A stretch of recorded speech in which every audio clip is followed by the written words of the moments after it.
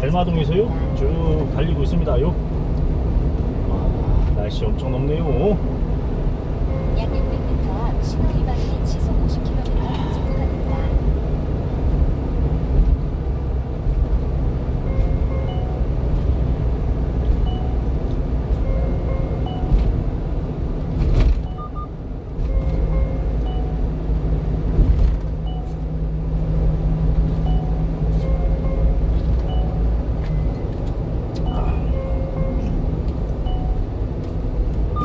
헛솔신다. 50km 신호 위반 과속 단속 구간이오다.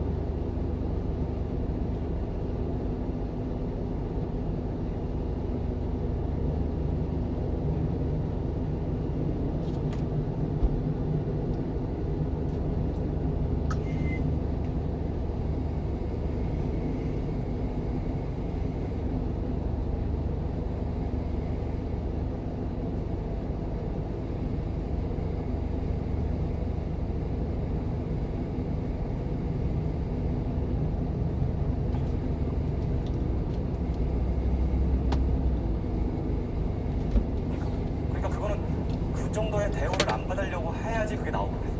그냥 나는 그냥 평범한 주주처럼 마치 행동해도 그림자처럼 있는 사람이야.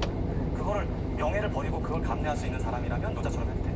근데 내가 막 사업적 특성에서 사람들을 막 환호들 받기 시작하고 존중도 따로 막 이렇게 직원들한테 그런 거 다 받고 하려고 하면 그건 불가능해. 근데 노자는 그걸 하지 않는 사람한테는 너무 유용하지. 한 장 한 장이 다 그러지. 그래서 삶에서 노자처럼 살면 정도 별로 없고 삶이 진짜 신기해. 내가 사업 규모에서 굉장히 순탄한 사람이야. 나는 나 때문에 피해자가 되고 나를 슬픈다 해서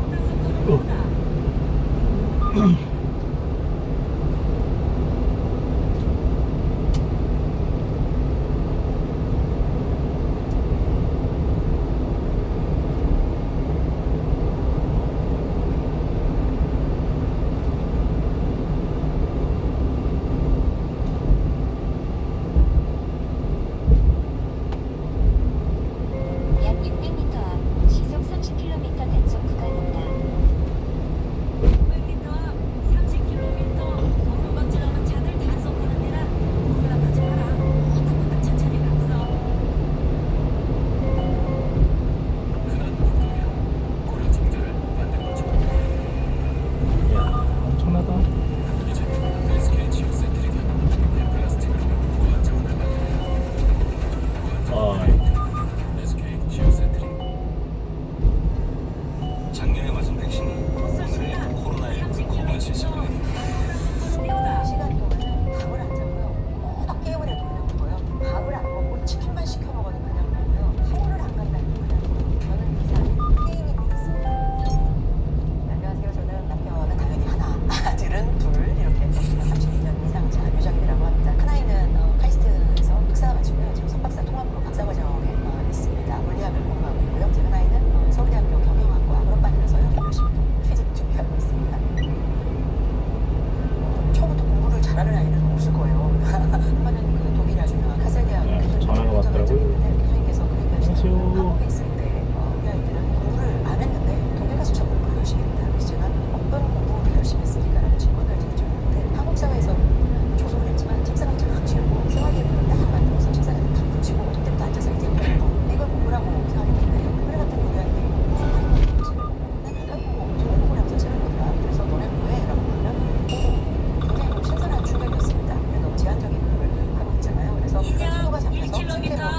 60km 신호 위반 과속 단속 구간이었다. 아닌가. 그 결과물이지. 어려서부터 공부를 잘했다.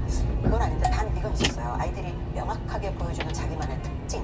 아이를 잘 관찰하라고 하셨어요. 부모만큼 아이를 잘 아는 사람이 없잖아요. 그래서 저희 아이들을 관찰하는 일을 아주 재미있게 해봤는데요. 우리가 흔히 말하는 공부 잘하는 기질, 공부하고 뭘 수밖에 없는 기질, 이런 것들이 조금 보이기 시작했습니다. 그래서 저희 큰아이는 누가 봐도 키우기 쉬운, 책 좋아하고 내성적인데 엄마 말을 제법 순종적으로 듣는, 굳이 제가 안 키웠어도 걔는 공부를 좀 했을 것 같은, 저희 둘째는 저를 좀 닮아서 욕심이 굉장히 많고요. 책을 즐겨보는 아이가 아니었어요. 아이들이 가진 그 특징을 잘 볼 수 있었죠. 그래서 그 특징 안에서 어떻게 학습과 연결을 시켜줄까에 대한 고민을 했던 것 같아요. 잘 보면 아이가 보이는 기질이 있거든요. 장점과 단점이. 그걸 좀 이용해서 공부를 하도록 끌어갔던 건 있는 것 같습니다. 큰아이는 꽂히면 하고 작은아이는 꽂히면 한다. 이렇게 얘기해요. 그러니까 전혀 경쟁적이지 않은 큰아이는 본인이 필요하다고 생각하면 주변에 신경을 쓰지 않아요. 강의가 좋다는 대형 학원, 좋은 선생님이 계시다 그러면 그런 데 보내면 자기 필요에 따라 공부를 해요. 근데 작은아이는 아마 그런 데 갖다 놨으면 굉장히 기가 눌려서 공부 못했을 거예요. 외향적이고 경쟁적인 아이기 때문에 동네에 그냥 작은 보습학원에 한 반에 3명 있는 곳, 세력 속에서 1등하기는 쉽잖아요. 그래서 성향에 따라서 공부 방법도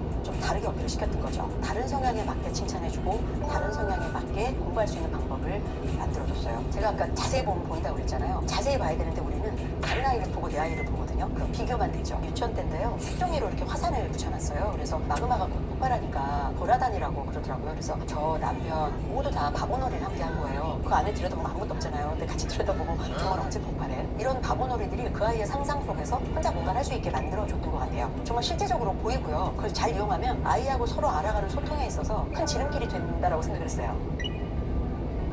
도서관을 저희는 굉장히 활용을 많이 했는데요. 도서관에 이제 책을 보러 간 게 아니라 놀러 많이 다녔어요. 실제로 주말에 일어나서 제일 먼저 하는 일이 바로 집 옆에 도서관이 있었는데 어쩌면 누가 먼저 도서관 보러까지 달려가나였어요. 그럼 아이들은 책을 보러 가는 게 아니라 일찍 뛰어가면 자기가 1등 할 수 있는 뭐 이런 즐거움 때문에 막 달려서 하여튼 그걸 굉장히 좋아했고요. 가는 길에 딸기살 되게 많이 했어요. 홀도 아주머니가 옷도 파시고 공원이 한 2개 있어요. 거기 들어가서 놀기도 하고 어느 날은 거기서 놀다가 도서관에 못 가요. 그런데 도서관에 가자라는 얘기로 제가 말을 꺼냈잖아요. 그 아이들은 항상 도서관에 가는 길은 참 재밌네, 즐겁네.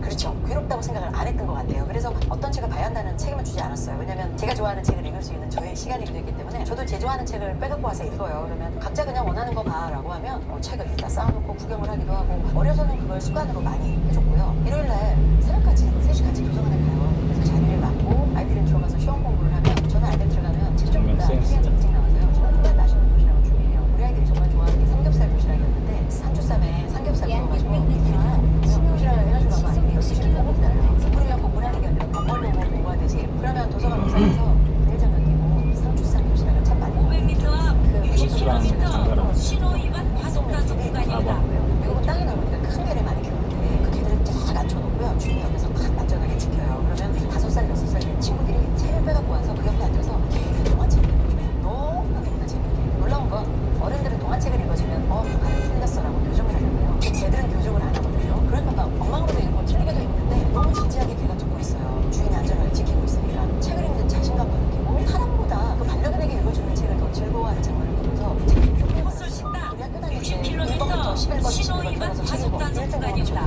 어느 방송 보니까 어느 분이 그때가 너무 두려웠다 하시더라고요. 그래서 책이 너무 공포스러워지면 공부할 때 더 공포스러운 것 같아요. 그래서 저는 도서관을 조금 굉장히 재미있는 공간으로 좀 많이 활용을 했었습니다. 우리는 책을 넘어다니거나 책을 밟으면 안 되는 것처럼 교육받았거든요. 왜요?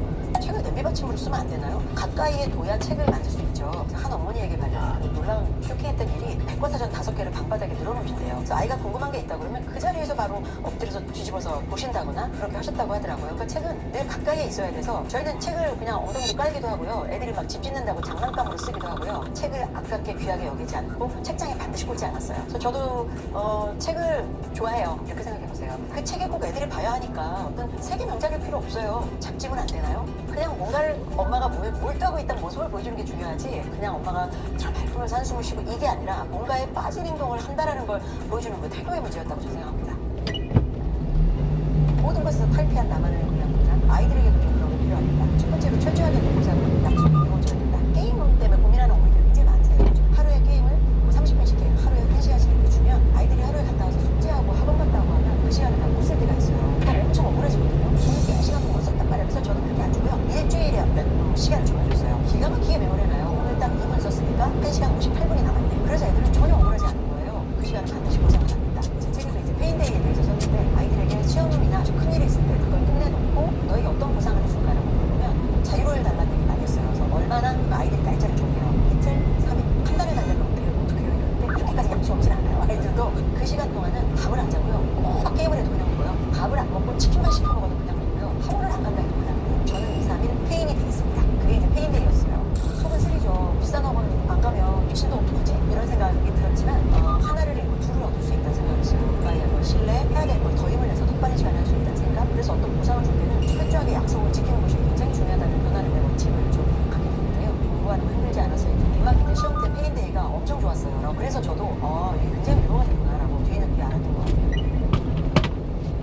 중요하게 여겼던 게 이제 소통이라는 거였어요. 뭐 소통은 사회적으로도 중요하지만 아이하고의 소통은 그래도 다행인 게 딱 10년만 공들이시면 됩니다. 제 기준으로 볼 때 고등학교 1학년까지 7살부터 고1 고1에 와서 뭔가를 하려고 그러면요 우리 해봤잖아요. 기준가요? 소통이 초등학교 때까지 되어 있어야 된다. 소통이 잘 되려면 이제 아이들과 엄마의 기질을 살펴봐야 돼요. 저는 굉장히 외향적인 사람이고 내성적인 큰 아이를 보면서 그 아이의 기질은 굉장히 숙고하는 스타일이어서 제가 어느 날 밥을 하다가 저녁밥 먹게 지금 하는 것 좀 치워줄래? 라고 얘기를 하면 저 같은 외향형이고 사교적이고 활동을 하고 바로바로 하는 사람은 치워줄래? 했기 때문에 지금 당장 right now예요. 근데 한 10분 뒤에 가서 보면 아이가 계속 불멍을 하고 있어요. 저같이 급한 성격의 엄마가 분명히 대답해놓고 왜 안 치웠어? 라고 하면 아이는 깜짝 놀라서 저를 보고 할 거예요. 이해하면서 지금 하고 있는 것을 끝내놓고 그 다음에 얘기거든요. 서로 다른 거죠. 내성적인 아이들이 생각이 깊어서 행동에 한번 들어가면 끊고 바로 움직이지 못해요. 작은 아이는 굉장히 외향적이니까 저하고 기질이 비슷해요. 그래서 소통이 좀 빨랐지만 큰 아이는 말을 꺼내 와, 여기 한밭대학교죠. 여기가 한밭대학교.